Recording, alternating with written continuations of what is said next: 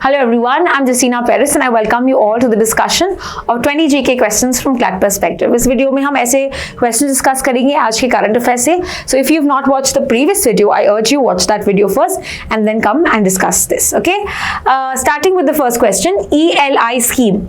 ये primarily focus करता है on generating jobs in which sector? Primarily it is for the manufacturing sector. और हमने देखा 99,000 करोड़ और approximately more than that 99,000 crore का यहाँ पे फंडिंग दिया है ताकि हम एम्प्लॉयमेंट जनरेशन पे फोकस करें. सो ELI का फुल फॉर्म क्या है? Employment linked incentive. यानी एम्प्लॉयर्स को यहाँ पे कुछ इंसेंटिव मिलेंगे, 3,000 पर महीने मिलेंगे अगर उन्होंने ज्यादा हायर्स किए तो this is answer is B.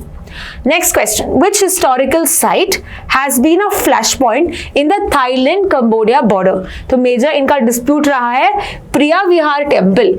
Okay, तो 1907 के मैप में हम देखते हैं कि कंबोडिया बोलता है कि ये हमारा है, whereas थाईलैंड इसको डिस्प्यूट करता है. लेकिन अकॉर्डिंग टू द ICJ हमने देखा है that it is going to be with Cambodia itself and therefore the answer to this particular disputed area is Priya Vihar temple and हम देखते हैं ये यूनेस्को वर्ल्ड हेरिटेज साइट भी है. Proceeding to the next question. Who is the current acting prime minister of Thailand? And that is Surya Jangrungryankit. ठीक है, ये पूरा नाम है और याद रखना ये एक्टिंग वाले हैं बिकॉज इसके पहले जो थे जिनका नाम है पैनगोन्थ्रिन शिनावात्रा, बट इनको सस्पेंड किया था because of that call, leaked phone call that happened on June 15th. So this was the actual में पीएम थी, अभी ये है एक्टिंग पीएम और क्वेश्चन है एक्टिंग पीएम तो हमको सूर्या याद रखना है, right? And because it's in the news that's why it is generally expected to be asked. According to the Tibetan Buddhism belief, Dalai Lama is considered the manifestation of which figure? ये है Avalokiteshvara, Bodhisattva of compassion जो हमने देखा है. Answer इसका है B. Where did Jawaharlal Nehru's government settle the Dalai Lama after the escape from Tibet? और हमने देखा है कि वो अरुणाचल प्रदेश से जरूर आए हैं पर उनको रखा गया था McLeodganj in Dharamshala. Okay, McLeodganj in Dharamshala. Therefore, the answer to this is C. Himachal Pradesh में रीजन है. Let's proceed to the next question. Question number 6. which is India's largest tiger reserve? Largest पूछा है तो आंसर इसका है Nagarjuna Sagar Srisailam tiger reserve और ये आंसर है बी. और स्मॉलेस्ट पूछा होता then your answer would be Bor जो है महाराष्ट्र में. Is that clear? Let's proceed to the next question. Which tiger reserve in India has the largest number of tigers? कौन सा टाइगर रिजर्व? यानी कि it is Jim Corbett tiger reserve. And where is Jim Corbett? It is in Uttarakhand, right? तो answer इसका है C. Let's proceed to the next question. Which state in India has the most number of tiger reserves? Most number of tiger reserves are found in Madhya Pradesh. Can you tell me which is the state that does not have a tiger reserve at all? कौन से ऐसे states हैं जहां पे tiger reserve, एक भी tiger reserve नहीं है? Answer that in the comment section. Let's see the next question. Which of the following skills essential for survival in the prehistoric India later evolved into modern sports? तो हमने देखा था archery, wrestling, swimming and climbing, mountain climbing, right? So यहाँ पे आप देख सकते हो ये वाला question, option number b, archery and wrestling that evolved into, जो पहले एक स्किल्स थे फॉर सर्वाइवल बाद में बने sports. Next question, question number 10. India ने पहली जो एशियन गेम्स कब होस्ट की थी? And we hosted that in 1951. The answer to this is B, 1951. Next question is which body was set up in 1954 to advise the Indian government on sports matters? और ये ऐसा पहला ऐसा organization, that is why it's important, called as AICS. And that is All India Council of Sports. All India Council of Sports. इसलिए इसका answer है B. अगला question है which organization was established in 1986 to implement sports policy and athlete development programs? हम देखते हैं 1980s में the impetus to sports was greater because 1982 में हमने एशियन गेम्स वापस से होस्ट किया था, the 9th Asian games, and we also see 1986 में देयर वाज आल्सो 84 में हमने देखा इवन स्पोर्ट्स पॉलिसीज भी आई थी, तो पूछ दिया गया था। And therefore the body was created called as the Sports Authority of India, SAI. ये बना था 1986 में, ताकि हम स्पोर्ट्स पॉलिसी, ये पॉलिसी को फर्दर इंप्लीमेंट करें।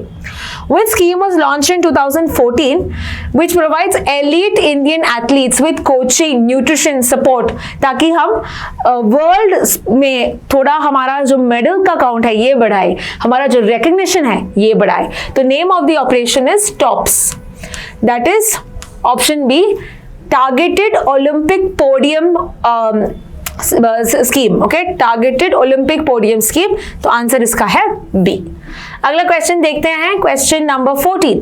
What is the name of the Indian national sports policy announced in 2025 to reinforce the 2036 Olympic bid? Okay, तो हम ओलंपिक्स इंक्रीज मतलब होस्ट करना चाहते हैं 2036 वाला, और हमने बोला है इस इनिशिएटिव का नाम होगा खेलो भारत नीति। Khelo Bharat Niti which is going to be the national sports policy. I told you the name change that is done. Question number 15. Which of the following was a historic first for India at the Asian Games 2023? पहली बार हमने जीता था badminton के लिए, first gold in badminton. Therefore, it was in the news and it was a historic first. That is why this is important. Answer इसका है A. Next question. Which countries are the members of Quad? Quad के members हैं India, Japan, Australia and USA. And our answer to this is B. India, Japan, Australia and USA. Question number 17. Which country is hosting the Quad Leaders Summit in 2025? So याद रखना, this is India, because ये leader summit पूछ रहा है 2025 में। Yes, we are the current host of that summit. Question number 18. The Quad is seen as a response to the growing influence of which country in the Indo-Pacific? मैंने बताया था आज के न्यूज आर्टिकल में कि जो इंडो पैसिफिक रीजन में China अपना डोमिनेंस ज्यादा करना चाहता है, इसीलिए ये 4 कंट्रीज साथ में आए थे।